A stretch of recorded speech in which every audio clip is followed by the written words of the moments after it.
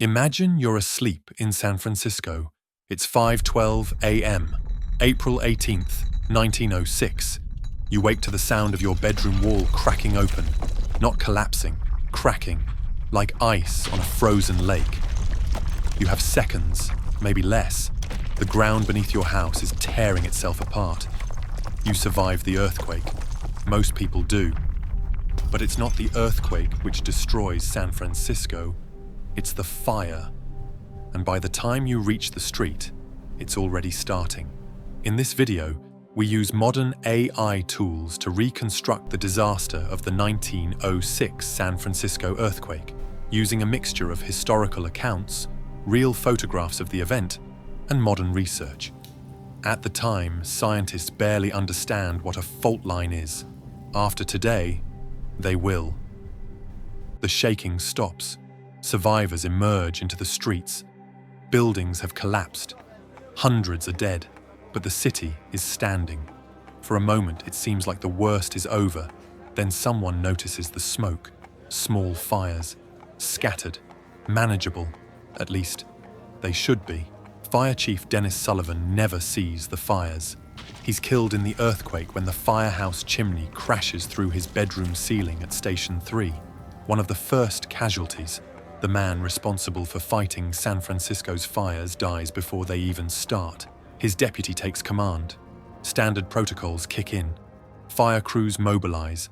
They arrive on Hayes Street, on Mission, on Howard. They unroll the hoses. They open the valves. Nothing comes out. The earthquake has fractured water mains beneath the streets. Hundreds of breaks. Thousands. Pressure drops across the entire system. Fire crews try hydrant after hydrant. All of them are dry. The realization spreads through the fire department like the flames themselves. San Francisco's water system has failed completely.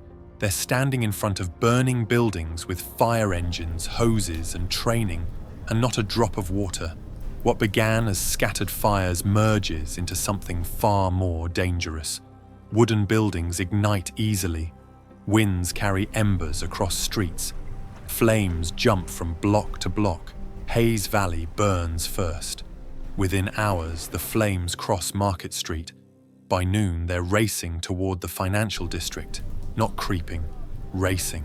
The earthquake damaged the city, but the collapse of its water system decides its fate. With conventional firefighting impossible, authorities turn to improvisation. Buildings are deliberately destroyed with dynamite in attempts to create fire breaks. The logic is simple. Remove the fuel, stop the spread. In practice, it's catastrophic. Explosions scatter burning debris into surrounding streets, igniting new fires. In several cases, the attempt to stop the blaze accelerates it. The city isn't just burning, it's being dismantled in real time. The earthquake kills hundreds in the initial minutes. Buildings collapse, streets split. People die in their beds or under falling debris. But it's the inferno that follows that drives the toll far higher. The flames burn for 3 days. When they finally stop, much of San Francisco no longer exists. Over 3,000 dead. Some estimates reach as high as 5,000 or more. The exact number will never be known. 28,000 buildings destroyed. 80% of the city gone. 250,000 people suddenly homeless. The fires are still burning in places when soldiers arrive. General Frederick Funston mobilizes troops from the Presidio. Into the vacuum left by collapsed civil authority steps the military. Soldiers patrol the streets, guard key areas, impose order on a city that no longer resembles itself. Normal rules blur. Emergency powers expand. Decisions are made quickly, often without precedent, sometimes harshly. In the chaos, reports surface of soldiers shooting looters on sight. Martial law in everything but name. 250,000 people, homeless, overnight. They gather in Golden Gate Park, in the Presidio, on empty lots along Van Ness Avenue. Entire neighborhoods reconstructed in canvas and scrap wood. Imagine you're one of them.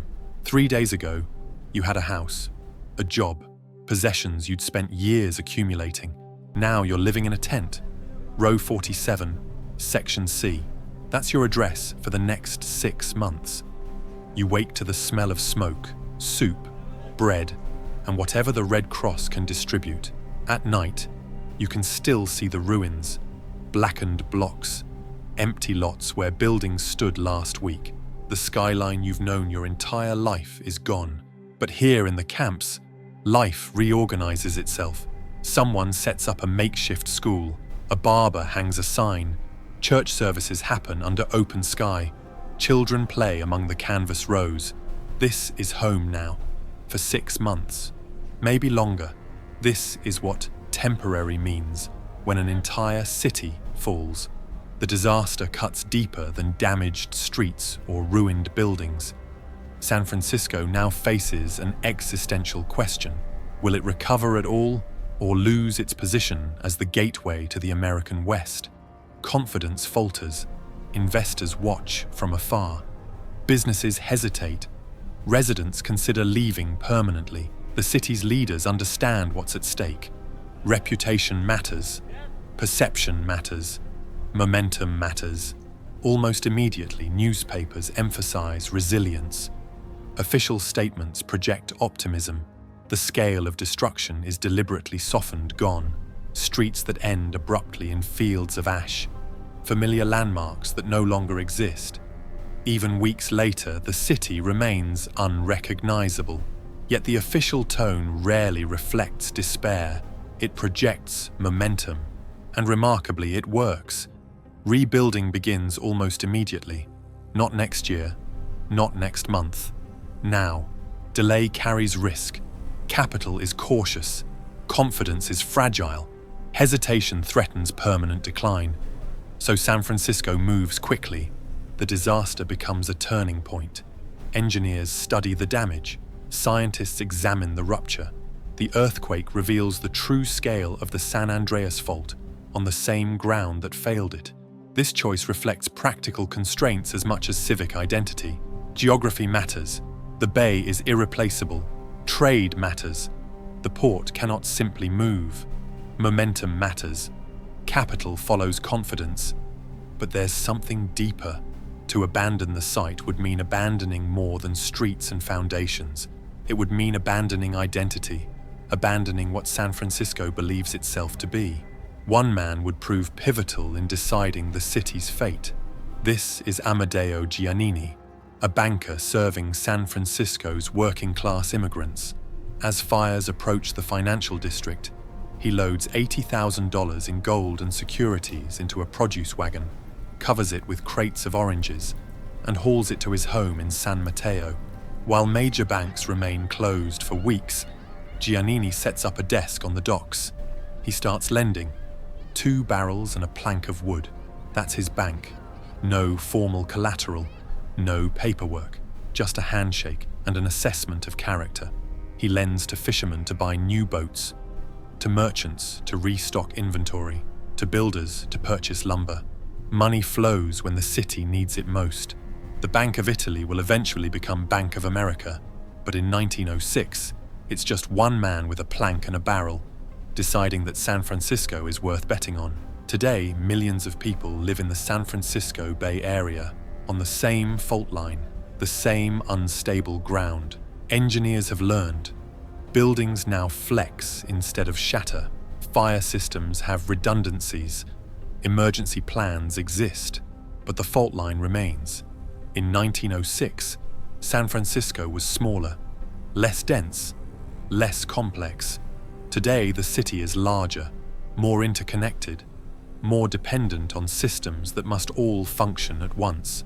When those systems fail, they don't fail in isolation. The choice San Francisco made in 1906 wasn't unique then, and it isn't unique now. Los Angeles, Tokyo, Istanbul, Mexico City, Wellington, all built on fault lines, all rebuilt after disasters, all accepting the same bargain, risk in exchange for place. Not because the risk disappears, not because confidence conquers geology, but because cities are more than collections of buildings. They're agreements between people place, and purpose. To abandon the site would mean abandoning the agreement. San Francisco rebuilt. It grew. It modernized. It thrived. It became a symbol of the American West. But the fault line remained, quiet, invisible, unmoved by confidence or optimism. The 1906 earthquake released pressure. It didn't eliminate it. The San Andreas is still active, still accumulating stress. Geologists don't ask if another major quake will strike. They ask when. And when it comes, San Francisco will face the same choice it did a century ago. Rebuild here, or leave. History suggests we already know the answer. If there's another city, era, or disaster you'd like to see explored this way, let me know in the comments. I'll see you in the next one.